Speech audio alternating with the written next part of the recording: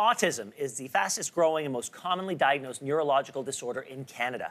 As families struggle to navigate services across the country, there are growing calls for a national autism strategy. The Canadian Autism Spectrum Disorders Alliance has now delivered a blueprint to the federal government. Allison Garber from Autism Nova Scotia and Cynthia Carroll, the chair of CASDA, join me this morning from Halifax. Good morning to both of you. Good morning, Ben. Good morning. Cynthia, you were both in Ottawa yesterday to deliver this blueprint. Talk to me about the main components of the plan. So there are three main components of the plan. Ben, the first is we're calling on the federal government to for leadership to coordinate and collaborate on a national autism strategy. And the second is looking at immediate federal action in 5 key areas of federal jurisdiction.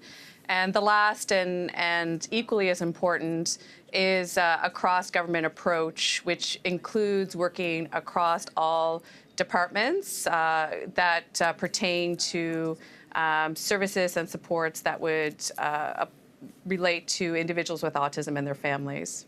So the blueprint also says that measures Ottawa can take immediately as part of a national coordinated approach. They include improved federal disability tax credits, supportive housing, employment programs, public awareness and research. How crucial is it for the federal government to take this leadership role on autism services? Essentially what I'm asking is, what's falling through the cracks if there is no federal strategy?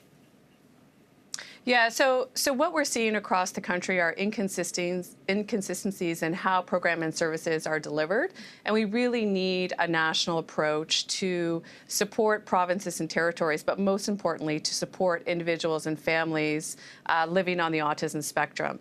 I mean, what's happening in Ontario is not unique. We know that individuals and families across the country are struggling across the lifespan, not just in accessing intervention and treatment, but we're also talking about portfolios like education, access to employment opportunities, living independently, housing. I mean, these are key areas for quality of life, and we really need the federal government to step up and take leadership in this area. One of the, we talk about the struggles of families with autism on this show all the time, and sometimes lost in the narrative because it's right in front of us, is the fact that it is a neurological disorder like Parkinson's, like Huntington's, but not covered by provincial health care, especially, as we highlight a lot on this show in Ontario.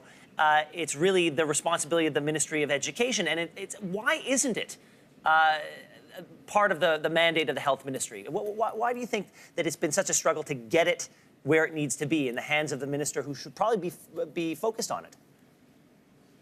So I think, honestly, Ben, that's a great question for the Minister of Health in Ontario. What I can say is it speaks again to the inconsistencies we're seeing across the country. So, for example, in Nova Scotia, the Early Intensive Behavioral Intervention Program, known as EIBI, is actually under the Department of Health and Wellness, and we're seeing that as well with the ASD Toddler Parent-Mediated Program. And we're not seeing that same delivery across the province because each province has made decisions on where kind of autism program sits, again, which is another reason that we are asking for a cross-government approach. We also know that, as I mentioned, autism is not just a health issue, it falls under education and justice and employment. I'd like to bring Allison in on this. I want to bring Allison in as a parent of a young son with autism. How would this strategy support your child and your family?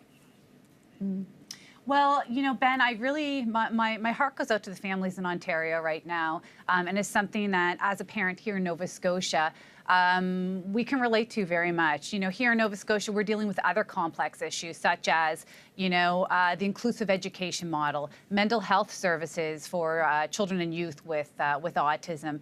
And so, Cynthia speaks to the inconsistencies that we see across every province and territory. And it's not uncommon, Ben, to have families moving from one province to another to be able to access the care that their child needs. And so, we know very well that what's happened in Ontario could happen here in Nova Scotia. And so if we have federal oversight, if we have guidelines that provide best practices, evidence-based programs and resources, it will give families, a sense of calm in some ways that, what's being delivered in one province is going to be equally provided in another.